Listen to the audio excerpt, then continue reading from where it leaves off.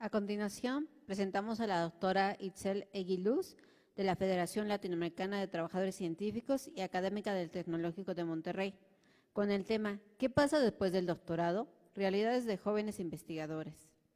Cedemos la palabra.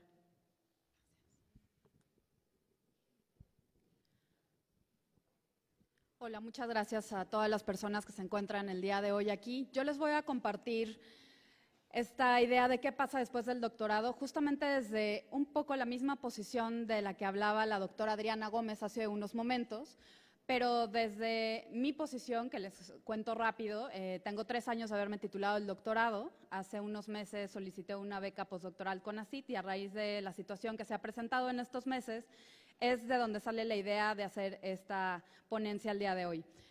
Soy doctora en Migraciones Internacionales, por lo cual la ponencia anterior me pareció muy interesante, y maestra en Ciencias de la Salud.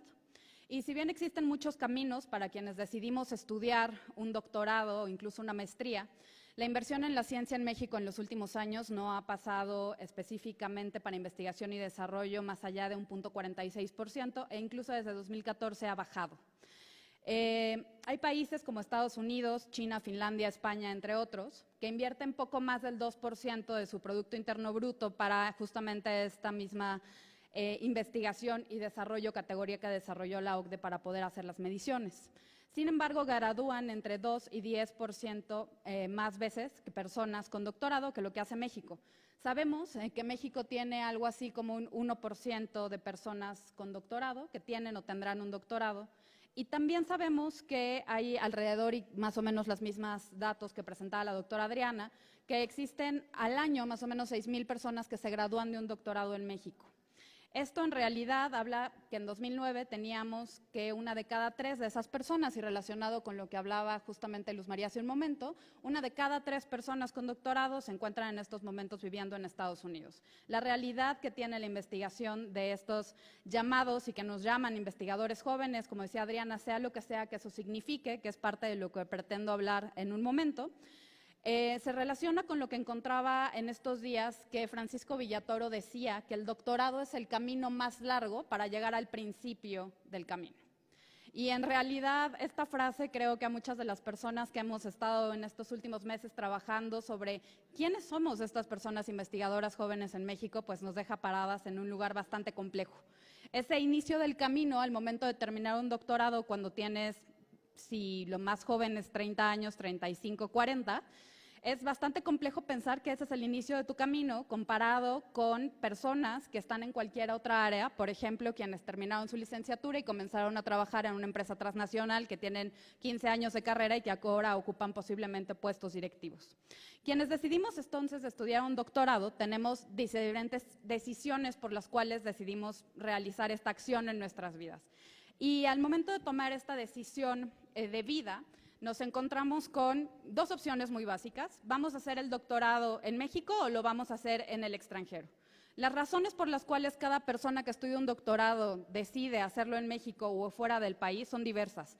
Sin embargo, el estudiar en México puede tener también diversas opciones: estudiar en una universidad pública o en una universidad privada. Posiblemente, si es un programa de una universidad pública, es un programa que va a estar dentro del Programa Nacional de Posgrados de Calidad de CONACYT, y posiblemente, lo dejo en un posiblemente, tenga una red de apoyos, y esos apoyos locales implican que, sin embargo, a pesar de estar en su mismo país, pudieron haber cambiado de estado y también tienen que iniciar una nueva vida. Esos contextos personales y esos contextos de vida que muchas veces se dejan fuera en las discusiones que tenemos en foros, porque pareciera que lo único que importa son los resultados académicos, se midan como se midan, que también es una discusión que ha tenido a lo largo del día. Al estudiar en el extranjero, existen otra serie de situaciones sobre los factores que influyen para que decidamos estudiar fuera del país. Esos factores ya los ha estudiado María López, que tiene un artículo muy interesante de 2015, si alguien lo quiere revisar. Sin embargo, también hay una serie de situaciones. Primero, contar con una beca de CONACYT, una beca de la universidad, una beca de alguna agencia.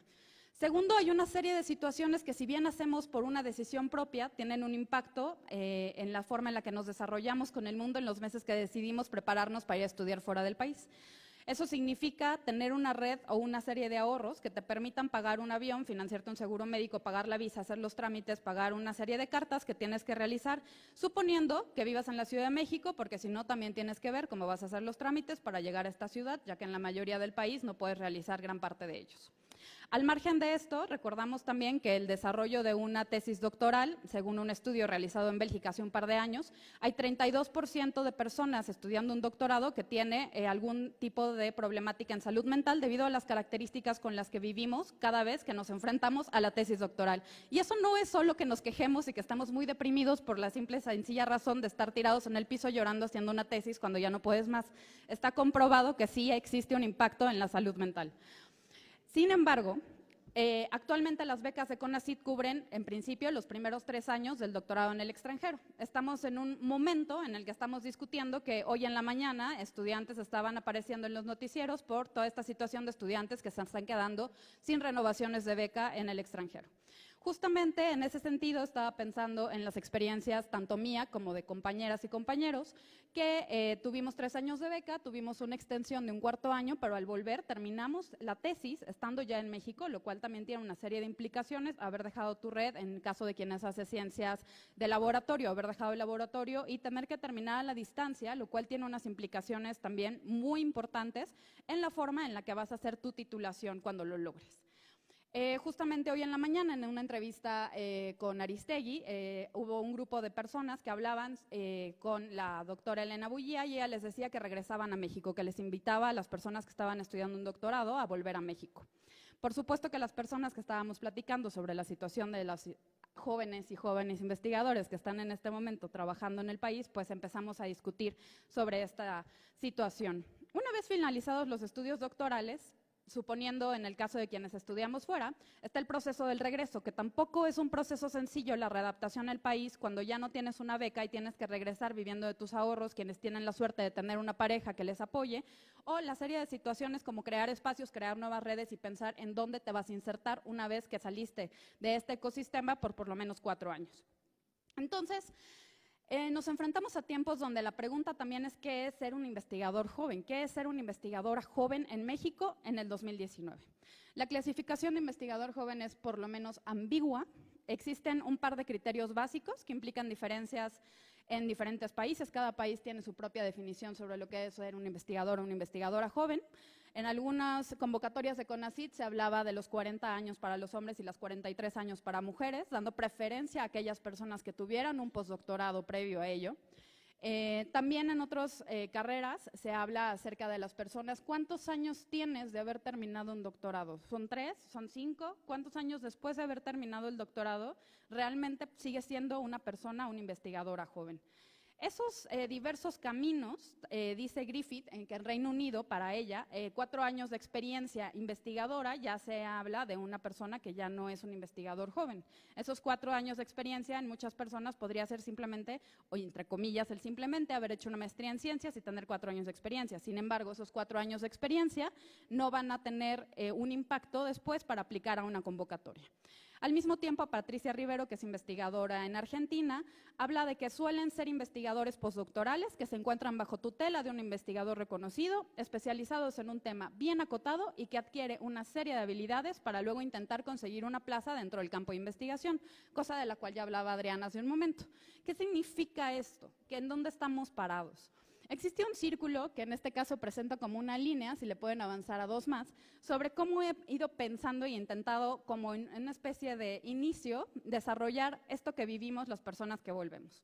En un momento terminas el doctorado, en el caso de quienes estamos fuera, como les comentaba, es un proceso de cambios, incluso de duelo y de vuelta a una realidad que ya no es la tuya, a un lugar de origen o a otra ciudad, que puede ser dentro del mismo país o en otro. En muchos casos ya sin beca, sin ahorros o con ahorros y en búsqueda de un nuevo empleo. Ese volver significa recuperar redes y recuperar espacios. Esto puede ser con la suerte de contar con un trabajo académico desde un inicio, que serían los casos más extraños, o tener que insertarse en un proyecto que no necesariamente se relaciona a los planes de vida, pero se requiere cubrir necesidades económicas. Esto implica no poder publicar y no poder escribir y tampoco poder asistir a eventos o seminarios por estar en un trabajo que te consume tiempo completo.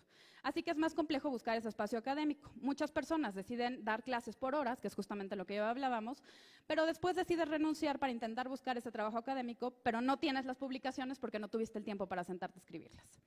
Entonces, me voy a saltar los dos testimonios que estaban por ahí, pero justamente una mujer que estudió el doctorado en Francia me comentaba que lo más difícil es no vivir o intentar no vivir en la precariedad. Soy docente, pero no me alcanza. Así que esta opción pareciera realizar una investigación postdoctoral en la que tampoco tenemos claras cuáles son las condiciones y que justamente en este consenso entre ser estudiante o ser trabajador, incluso los consulados a veces no tienen claro quiénes somos esas personas que estamos pidiendo un postdoctorado. Finalizo con que en esta última convocatoria de primer año de CONACYT, se dieron, según los datos que tenemos, y por ahí anda la tablita, algo así como un 14% menos de becas postdoctorales nacionales, con menos del 35% para los postdoctorados en el extranjero, y que la convocatoria fue calificada con unos criterios que no aparecían en la misma convocatoria, dando un criterio numérico que antes no venía plasmado ahí. Y aunque hubiera habido recomendaciones por parte de todos los evaluadores, sabemos personas que no tenemos la beca postdoctoral de CONACYT al día de hoy. Así nació Jóvenes Investigadores en Lucha por la Ciencia, que algunos de mis compañeros han estado presentando en estas últimas semanas en diferentes áreas y comunicaciones.